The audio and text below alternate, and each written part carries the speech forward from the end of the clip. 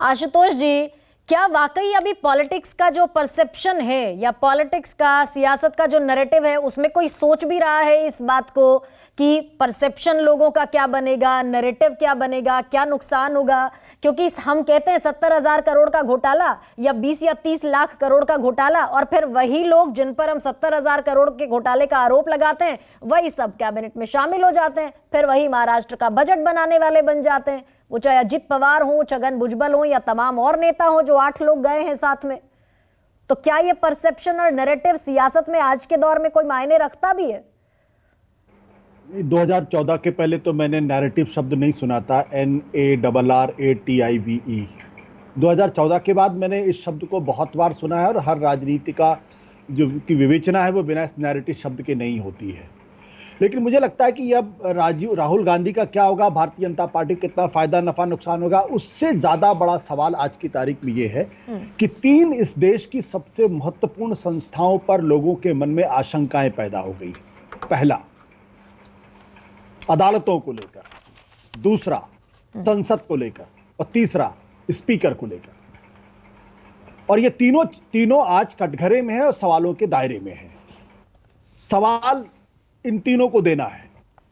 जब trial court का फैसला आया तो 2 साल की सजा, जो पिछले 150 साल में डिफेमेशन के मामले में कभी किसी को 2 साल की सजा नहीं मिली थी, तो एक स्वाभाविक सा सवाल खड़ा हुआ जो सुप्रीम कोर्ट ने भी पूछा कि अगर एक दिन अगर कम होता तो राहुल गांधी की सदस्यता बर्खास्त नहीं होती।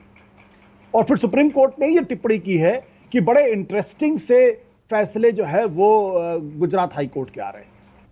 तो ट्रायल कोर्ट के फैसले पर, वहां के गुजरात हाई कोर्ट के फैसले पर सुप्रीम कोर्ट की जो टिप्पणी है वो अपने आप में बहुत गंभीर टिप्पणी है। और मुझे लगता है गुजरात हाई कोर्ट के जो मुख्य न्यायाधीश होंगे इस पर सोचेंगे और विचारेंगे कि अगर सुप्रीम कोर्ट ये टिप्पणी कर रहा है तो आम आदमी के मन में तो और बहुत सारे सवाल होंगे जिनके जवाब उनको देने चाहिए।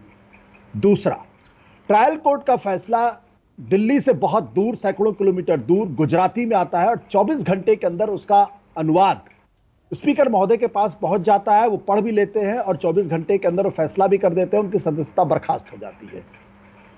ट्रायल कोर्ट से, जहां तक मेरी अपनी समझ है कि ट्रायल कोर्ट से बहुत ऊंचा दर्जा सुप्रीम कोर्ट का होता है, वो भी दिल्ली में है, अंग्रेजी में उनका ऑर्डर है और 2.5 पेज का ऑर्डर है, और वो भी कुछ चंद किलोमीटर के दायरे में है।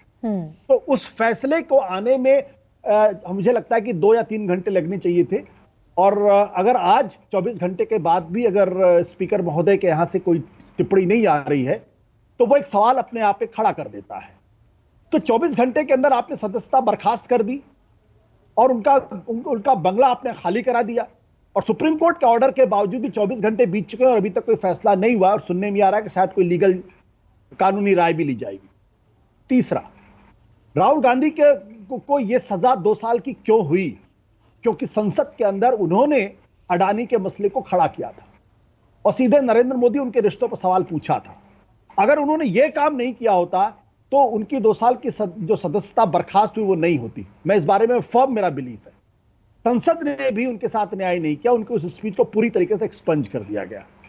तो प्रश्न इस सवाल का उठता है कि अगर इस देश की 3 प्रमुख संस्थाएं राहुल गांधी के मामले में अगर वो शंका के घेरे में आ गई हैं और सुप्रीम कोर्ट को टिप्पणी करनी पड़ रही है, तब फिर समझ लीजिए कि मामला राजनीति का नहीं है, राजनीति से कहीं आगे का है। नफा नुकसान तो राजनीति में होता रहता है। भारतीय जनता पार्टी 1952 में जनसंघ बना था, 1990 में पहली बार बीजेपी की सरकार किसी राज्य में बनी थी, 40 साल का वक्त लगा था उनको।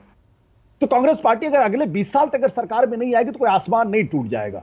बीजेपी खत्म नहीं हुई, जनसंघ खत्म नहीं, अटल बिहारी वाजपेयी, लाल कृष्ण आडवाणी की लीडरशिप को कोई नहीं कहता कि वो बहुत ही खराब नेता थे, लेकिन नैरेटिव का जमाना है, इसलिए राहुल गांधी जैसे चुनाव हारते कह दिया जाता है कि उनसे ज्यादा तो कोई खराब नेता इस देश से पैदा ही नहीं किया है। और बहुत बड़े बड़े पत्रकार, बहुत बड़े बड़े लोग ये टिप्पणी करते हैं, वो भूल जाते इतिहास। तो मेरा प्रश्न इसी बात को लेकर है कि संस्थाएं बचेंगी तो लोकतंत्र बचेगा, लोकतंत्र बचेगा तो देश बचेगा, देश बचेगा तो राजनीति बचेगी, और अगर संस्थाएं नहीं बचेंगी तो देश बचेगा या नहीं बचेगा, इसमें संदेह मुझे।